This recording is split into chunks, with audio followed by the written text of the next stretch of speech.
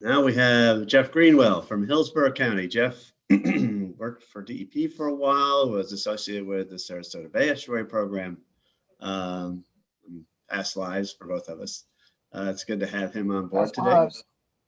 And how you doing, he's going to John? talk about the efficacy of expanding wastewater capacity and upgrading the treatment processes and improving Florida's estuaries. They've had some good results up there. So I will turn it over. Thank you. Is my mic working? Yes. Okay, great. Good morning, everybody. Thanks for having me on board. John, it's great to see you again. It's been quite a while. As John mentioned, I now work with Hillsborough County, but previously worked for FDEP and was heavily involved in developing the limits, not the limits I'm going to talk about today, but subsequent limits under the federally recognized TMDL for Tampa Bay. So got a little background on all sides of this, and I really appreciate being able to present this. What I'm going to show you probably is a correlation that can be related to causation. So they don't always work out that way, but mine does work out that way. Another thing that we've found in our areas that are still struggling in Tampa Bay are really related to hydraulic residence time. And we've also suffered some pretty significant seagrass losses in the last couple of years. But I'll go ahead and give a quick presentation about what advanced wastewater treatment meant to Tampa Bay and sort of a brief history of that. Just for everybody's knowledge, you can go ahead and go to the next slide. Charlotte Harbor was also subject to this statute. The original statute was not the Grizzle-Figg Act that everybody is more familiar with, but the GRizzle Wilson Act of 1972. It applied to waters of the state between St. Joseph Sound, which is clear water, all the way down to Charlotte Harbor. It required all wastewater treatment facilities that were discharging into those waters to convert to advanced treatment.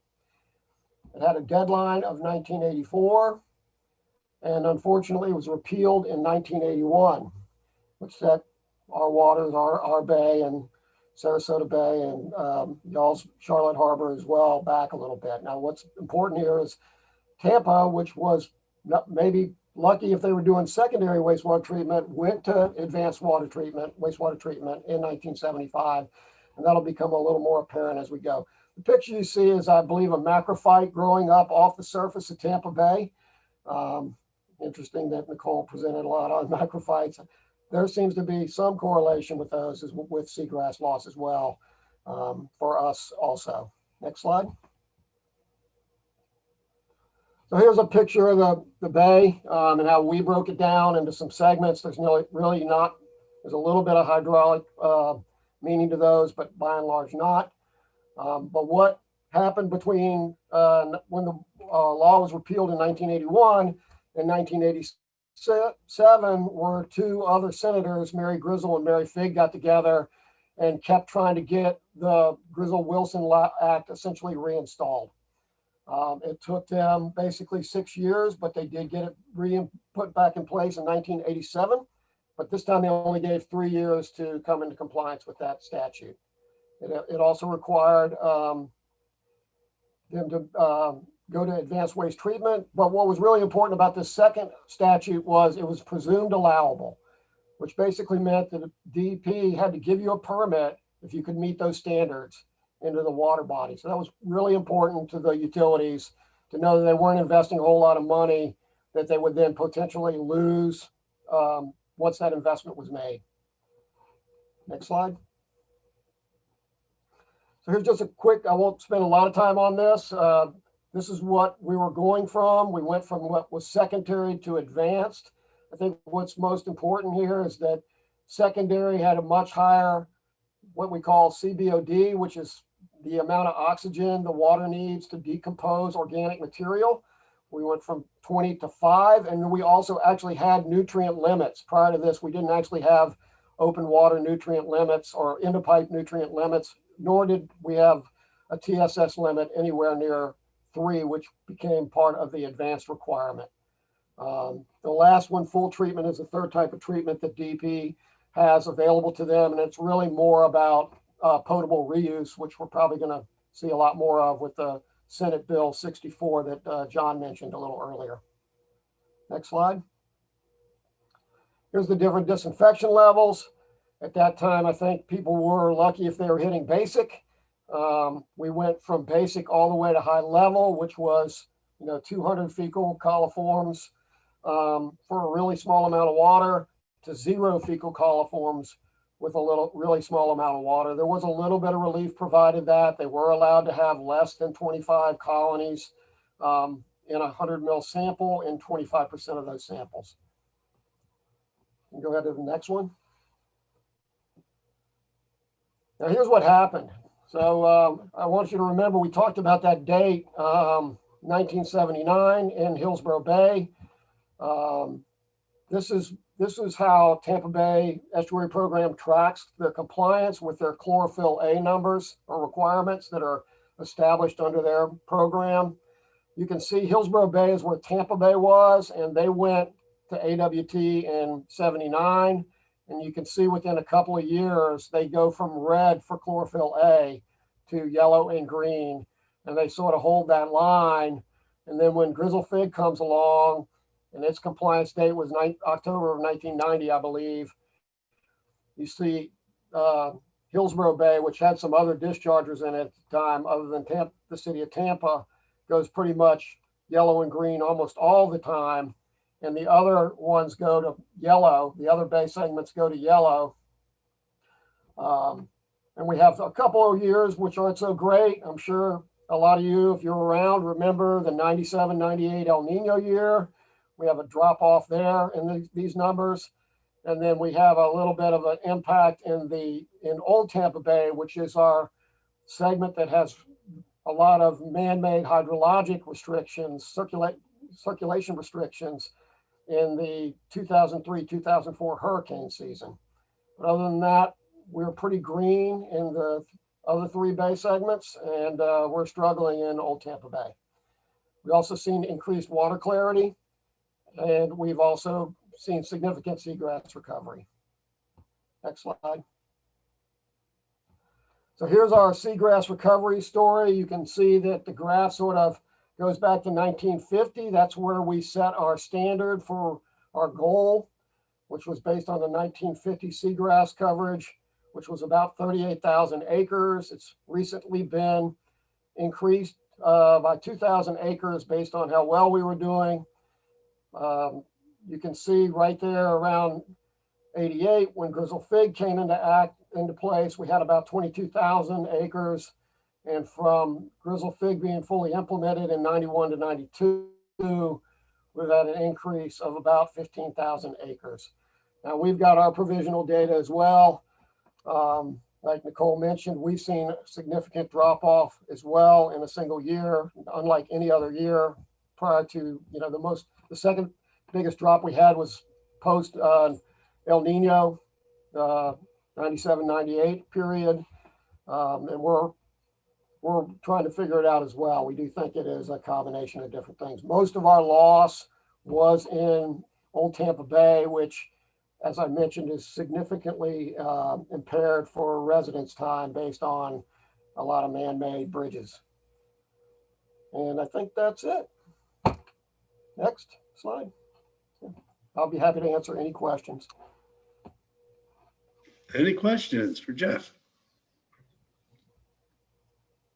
I'll just interject that the management committee had a really interesting perspective on this that I think it would be useful for policy to hear, which was they were wondering, were fertilizer ordinances implemented, whereas their septic to sewer conversion happening? Was there any other confounding factors that might have contributed to this success? And Jeff, would you mind repeating your response to that? Sure. Well, we have put a fertilizer ordinance in place in, I think, all three counties, I believe, at this point. Those were much later than what we saw, where that initial, where you really see the lights go from red to green or red to yellow and then to green.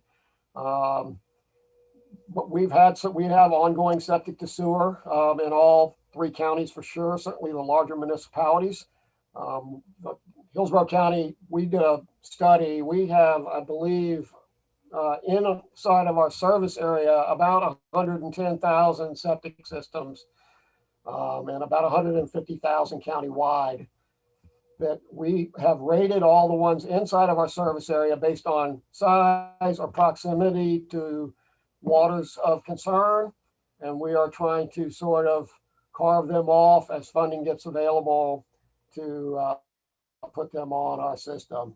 We removed a big one in the south part of our county. And I believe the Little Manatee River, anecdotally, I could say it's done well by that removal. I mean, I think the point that you made at management was basically that all of those things happened much later after those recovery numbers were already being achieved. So that really it was the advanced wastewater treatment.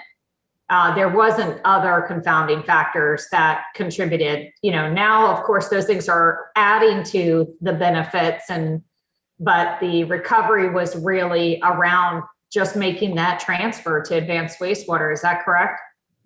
That's correct. I mean, when you treat water to an advanced level, really all you end up with is a little bit of organic nitrogen left. I mean, you basically remove 95% of the nitrogen from that discharge. And it is organic on top of that, which is a little bit misleading because organic nitrogen is really not bioavailable until it goes back through the nitrogen cycle and gets broken down again, essentially, to sort of simplify the process.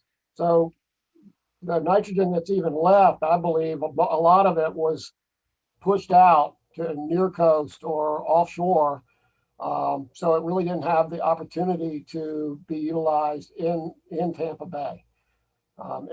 Most of your wastewater plants maybe all of them in Charlotte Harbor have been AWT for a long time as well.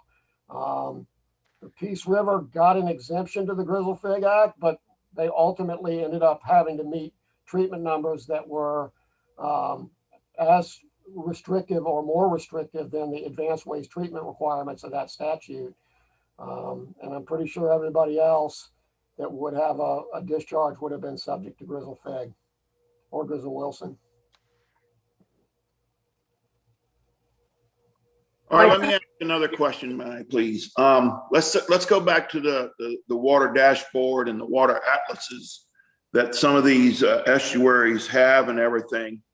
And you're going to get some TMDLs again and phosphorus and nitrogen loadings. And am I correct in assuming, or not assuming, but am I correct in my understanding that Charlotte Harbor has suffered a greater seagrass loss than Tampa Bay? That's correct? Jennifer, is that correct?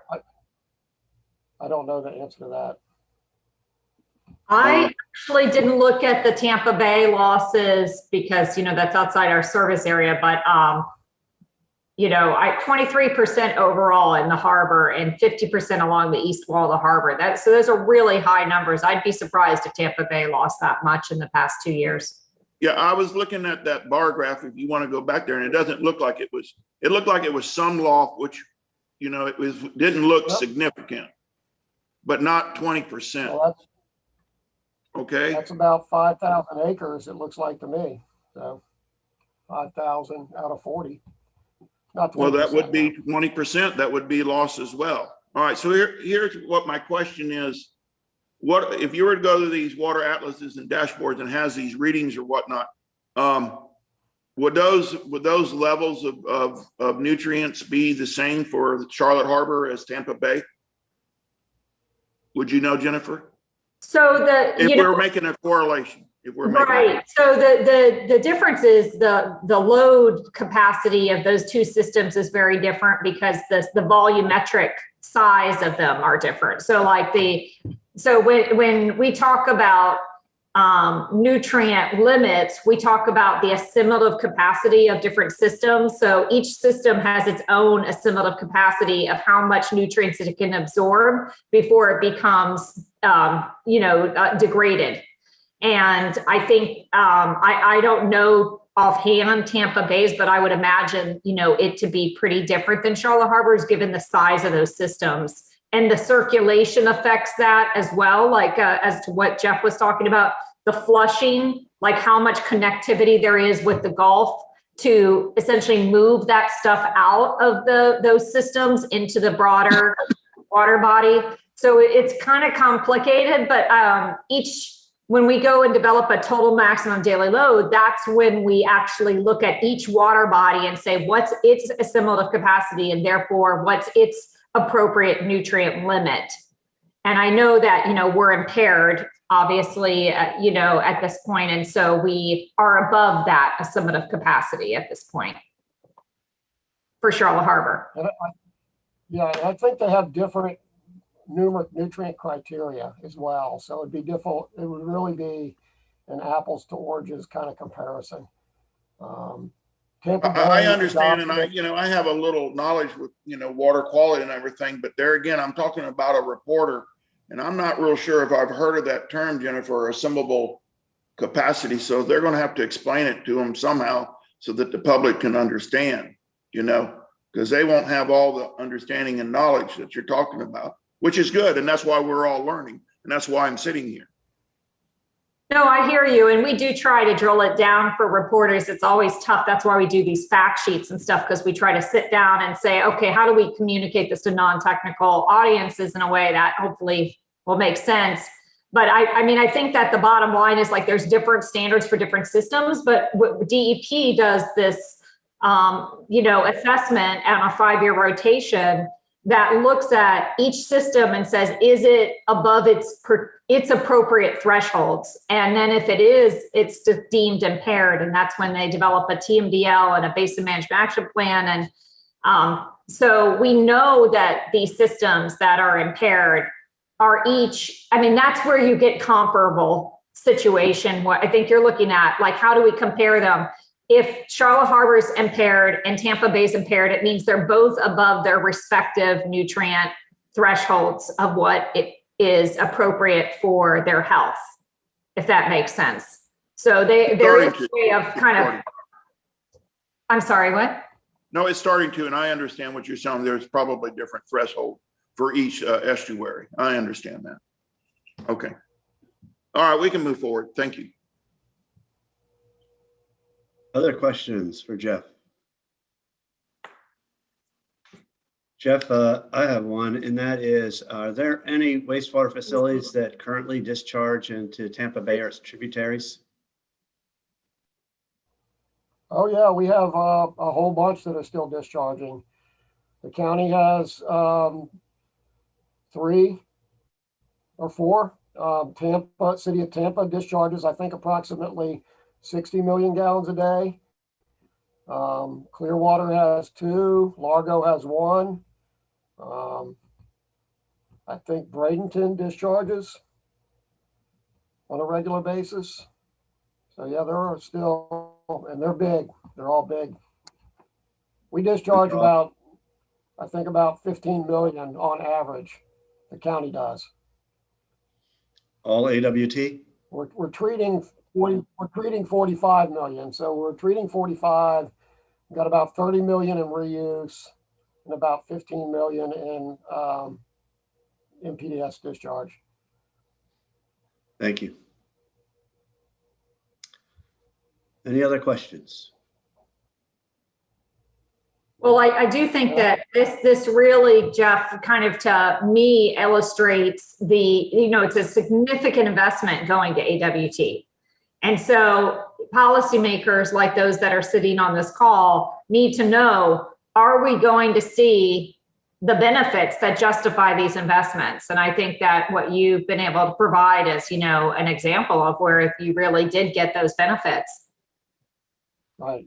Absolutely. And the correlation is very, very strong. I think and then there are things that aren't quite as strong, but we've seen in our ambient monitoring, we have one discharge that into an impaired water for fecal, that our discharge improves the water quality of that water body, Brushy Creek, significantly improves it when we're discharging.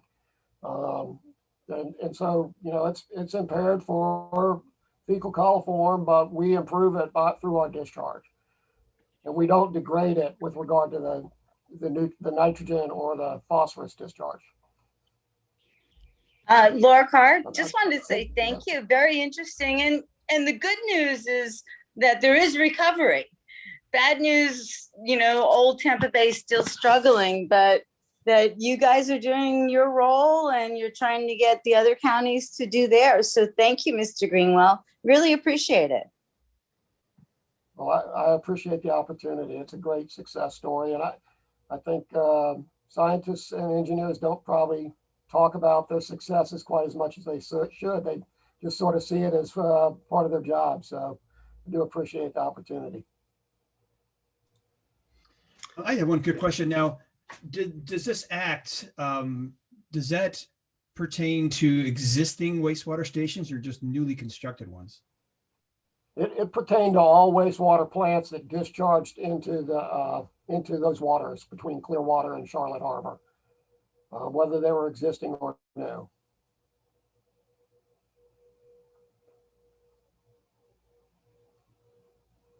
A lot of plants went away. They went offline to another plant that was going to go to the advanced waste treatment.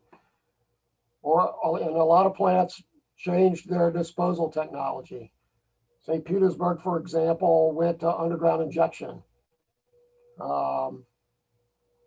and public access reuse reclaimed water. A lot of people did mixes, a mixture of reclaimed water, public access reuse, and surface water discharge.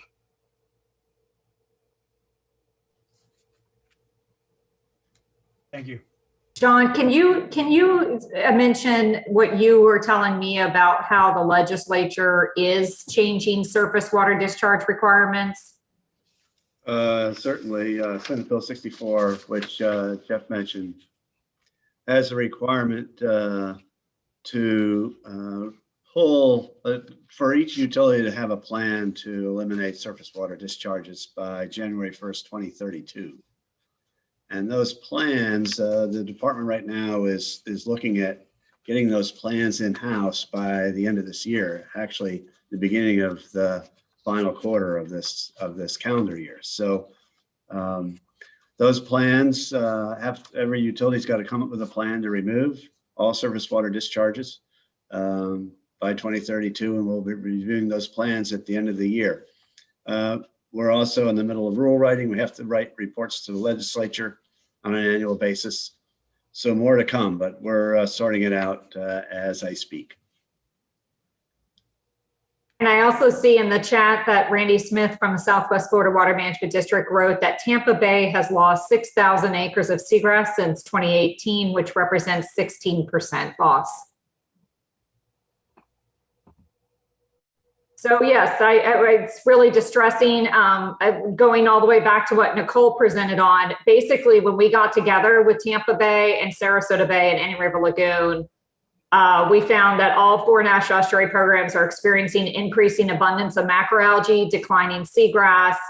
So sad to say that, you know, on both coasts and all areas of Florida, we're seeing, you know, a distressing trend here.